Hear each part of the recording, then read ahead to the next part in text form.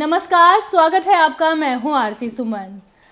आज पश्चिम बंगाल में प्रधानमंत्री नरेंद्र मोदी की 2 रैलियां होने वाली हैं। 24 साउथ 24 परगना और इसके अलावा दूसरी रैली है दुर्गापुर में। लेकिन इससे पहले ही टीएमसी कार्यकर्ताओं ने पीएम मोदी के पोस्टरों पर ममता बनर्जी के पोस्टर लगा दिए हैं और एक दो जगह हिंसा भी देखने को मिली है। इसी बारे में ज़्यादा बातचीत के लिए हमारे साथ मौजूद हैं अमीन अहमद जी। हम इनसे जानेंगे कि आखिर पश्चिम बंगाल में ही ऐसा क्यों होता है कि रैली, लोकतंत्र में चुनाव प्रचार करना ये एक लोकतांत्रिक प्रक्रिया है, लेकिन ऐसे में मतलब हमेशा इस तरह की छिटपुट घटनाएं या हिंसा क्यों देखने को मिलती है पश्चिम बंगाल में?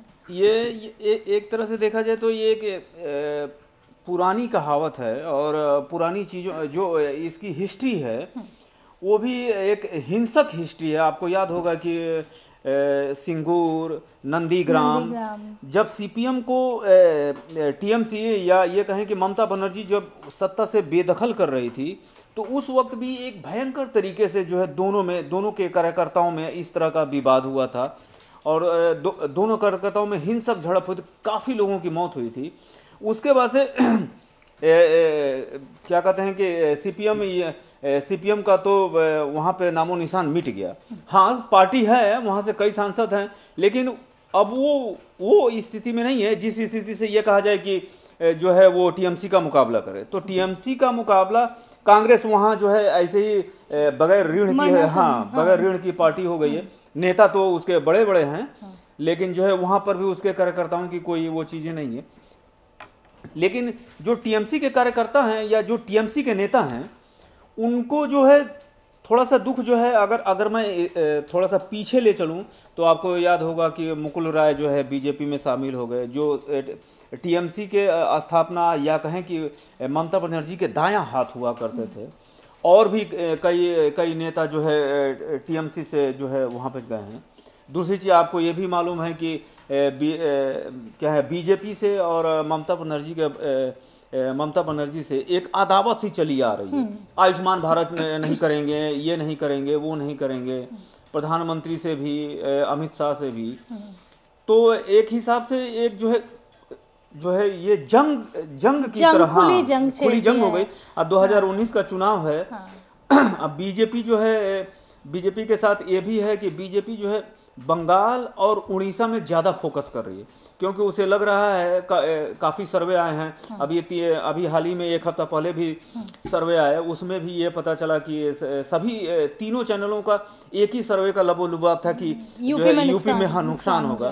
तो बीजेपी चाहती है कि उसकी भरपाई कहाँ करें। तो उसके लिए एक किसान की तरह, या जो बजट आया उसमें भी किसान की बात हो रही है कि भाई वो उपज खेती वहीं करेगा ना जहाँ की जमीन जो है उपजाऊ होगी। तो बीजेपी के लिए लग रहा है कि जो है बंगाल जो है इनफैक्ट देखेंगे आप पिछले 4 सालों की राजनीति अगर देखें पश्चिम बंगाल की यार, यहाँ केंद्र से अब ममता सरकार लगातार एक टकराव की मुद्रा में रहती है उनके साथ।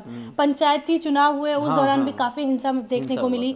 और अब तो सीपीएम, जैसे पहले सीपीएम और टीएमसी की टक्कर हुआ करती थी, अब सिचुएशन ये है कि बीजेपी और टीएमसी की टक्कर है। तो इस टक्कर को किस तरह से देख रहे हैं क्या आप? नहीं, टक्कर नहीं है। आपको मालूम है टकराव या कहें हाँ, नहीं, टक्कर ही, दोनों बातें सही है, टकराव या टक्कर। सत्ता एक नशा है, वो कोई छोड़ना नहीं चाहता कि भाई वो मलाई खा रहा है या वो उसके जो है आगे पीछे जो है सब चीज़ें हैं, कारें हैं, फोर्स हैं, और जो एक चांस होता है जो सत्ता चलाने का। तो बीजेपी को भी भाई जीतना है 2019 और टीएमसी को भी वहाँ अपना प्रदर्शन दोहराना है। तो ये एक सत्ता का टकराव हो सकता है। आप भी जानती हैं, हम भी जानते हैं, हिंदुस्तान में ऐसी कार्यकर्ताओं की टकराव या कहें कि खूनी संघर्ष और किसी भी राज्य में आपने नहीं देखा। हाँ। सिर्फ बंगाल में ऐसा होता है।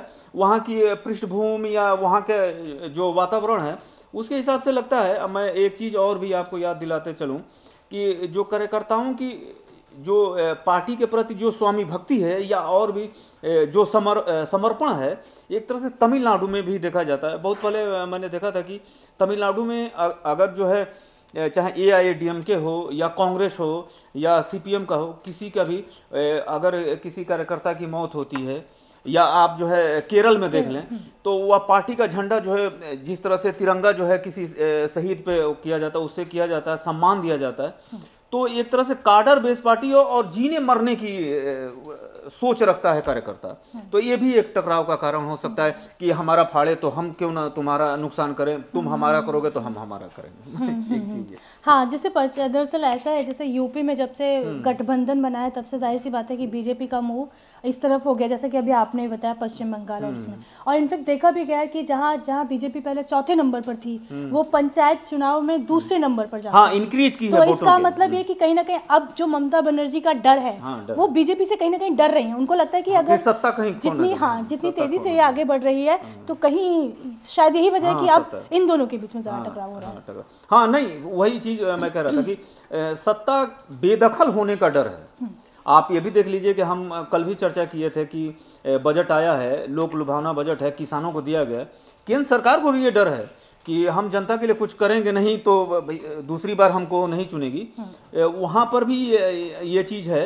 लेकिन जो एक स्वच्छ राजनीति की जो परिभाषा है उस हिसाब से बंगाल में नहीं देखा जाए। स्वच्छ राजनीति की परिभाषा ये है, या एक स्वस्थ लोकतंत्र की परिभाषा ये है कि सबको अधिकार हो, सब अपनी बात करें, अपनी बात रख हाँ, सब अपनी बात रखे। आपकी मैं सुनूं, आप मेरी सुने, दोनों की हो, इस हिसाब से चले तो राजनीति हो। या राजनीति में ये चीज देखा जाता है। लेकिन सत्ता का नशा ऐसा है कि आदमी जो है कुछ भी वो एक युद्ध बना लिया है और युद्ध में सब जायज है, उसके लिए ये चीज कर। अभी हाल ही में जैसे कि हम लोगों ने देखने को मिला था, हम लोगों को जब बीजेपी ने पहले रथ यात्रा प्रस्तावित की थी, 5 जगह उन्होंने रथ यात्रा करनी थी। लेकिन उसमें भी टीएमसी सामने आ गई और उन्होंने कहा कि शांति व्यवस्था भंग हो जाएगी, और फिर हाई कोर्ट, सुप्रीम कोर्ट, हालांकि वो आखिरकार बीजेपी को रद्द ही करना पड़ा मामला। लेकिन शांति व्यवस्था भंग हो जाएगी, इसका क्या मतलब है? एक रथ यात्रा निकलने से क्या प्रॉब्लम है? और शांति व्यवस्था बनाए रखना तो राज्य सरकार का काम है, और वही हाथ खड़ा कर देगी। इसका मतलब वो कहीं ना कहीं चाहती थी कि रथ यात्रा किसी भी तरीके से रोकी जाए। नहीं, आपको एक तरह से दूसरी तरह से देखें, ये एक तरह से जो है बड़ा दुख देने वाली बात है, या ये कहें कि एक लोकतंत्र में अच्छी चीज नहीं है। चुनाव आया, गठबंधन हुआ यूपी में, आपने देखा, उसके बाद से ईडी और सीबीआई जो है सक्रिय हो गई। अभी आप देखिए कि रावत वाड्रा के मामले में भी ऐसा हो रहा है। तो ऐसा नहीं है कि सिर्फ टीएमसी इस स्वस्थ लोकतंत्र नहीं दे रही है, वो दोषी है। दोषी उतनी ही जो है बीजेपी भी है, क्योंकि बीजेपी भी राजनीति कर रही है। तो अगर दोनों राजनीति कर रहे हैं तो दोनों को इस तरह से सोचना चाहिए। आप ये भी देखिए कि राम मंदिर मुद्दा बंद था, लेकिन जैसे चुनाव आया तो सोचा कि माइलेज ले लें, तो इस हिसाब से ले लें। लेकिन हम दोनों से कहेंगे, या हम ये कहेंगे कि लोकतंत्र में दोनों तरफ से जो है एक अच्छी वार्ता हो, दोनों एक दूसरे की कमियां निकालें और दोनों जो है एक दूसरे पे आरोप प्रत्यारोप करें। ये हिंसा जो है ये ठीक नहीं है, और इस हिसाब से मुझे लगता है कि टीएमसी जो है, जो ये हिंसा की राजनीति कर रही है, ये उसी के लिए दुखदाई होगा, क्योंकि बाद में तो उसी को नुकसान उठाना पड़ेगा। हाँ, और एक और भी चीज़ है ना कि अभी बीजेपी की तरफ से प्रधानमंत्री नरेंद्र मोदी जितने एक कद्दावर नेता हैं, लोकप्रिय नेता हैं, सब लोग उन्हें अभी भी जितने भी सर्वे हुए उनमें सबसे लोकप्रिय नेता के तौर पे उभरे हैं। प्राइम मिनिस्टर कैंडिडेट भी वो सबसे आगे चल रहे हैं, और ममता बनर्जी भी विपक्ष की तरफ से, उनके मन में भी एक सपना है कि वो कहीं ना कहीं मतलब उनकी कोशिश है कि वो प्रधानमंत्री की रेस में शामिल हो जाए आगे। इनफैक्ट नाम भी चल भी रहा है, गठबंधन भी, महागठबंधन का, महागठबंधन, वो एक नेता बनने के रैली करके उन्होंने अपनी ताकत भी दिखाने की कोशिश की। तो शायद ये भी एक वजह है कि बीजेपी वो सोच रही है कि किसी भी तरीके से अगर वो पश्चिम बंगाल में अगर बीजेपी को रोक पाती हैं तो ये दिखा देंगी, साबित भी कर देंगी अपने आप को कि देखिए हमने अपने राज्य में बीजेपी को रोक दिया। तो ये क्या इस तरह की मानसिकता नहीं हो सकता है? मानसिकता नहीं है, वर्चस्व की लड़ाई हर पार्टी करती है। हर नेता अपने वर्चस्व के लिए दूसरे को नीचा दिखाता है या दूसरे को रास्ते से साइड हटाता है। ये तो सभी ने देखा। किसी भी नेता का भी ये इतिहास रहा है। काफी प्रधानमंत्री मोदी पर भी आरोप लगते हैं कि गुजरात में जब थे तो सोनी को हटाने में इन्हीं का वो था। तो ऐसा नहीं है। और ममता बनर्जी जब तक कांग्रेस में रही हैं तो तब तक कहा जाता है, या कई जगह लिखा भी गया है कि उन्हें दफ्तर में जो है प्रणब मुखर्जी और जैसे बंगाल के बड़े दिग्गज नेता जो है, हाँ, साइड किनारे करके रखते थे। तो ऐसा नहीं है। लेकिन चूंकि राजनीति है और बीजेपी चाहे टीएमसी चाहे सीपीएम चाहे कांग्रेस, ये सभी के लिए एक स्वस्थ लोकतंत्र के लिए अच्छा नहीं है।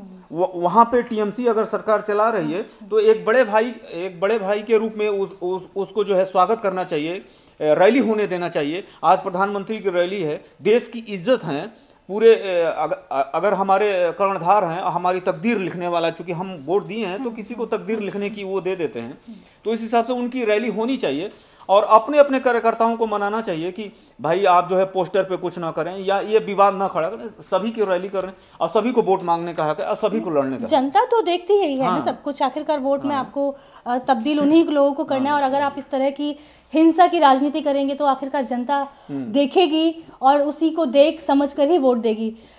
देश और दुनिया की तमाम खबरों के लिए आप बने रहिए हमारे साथ।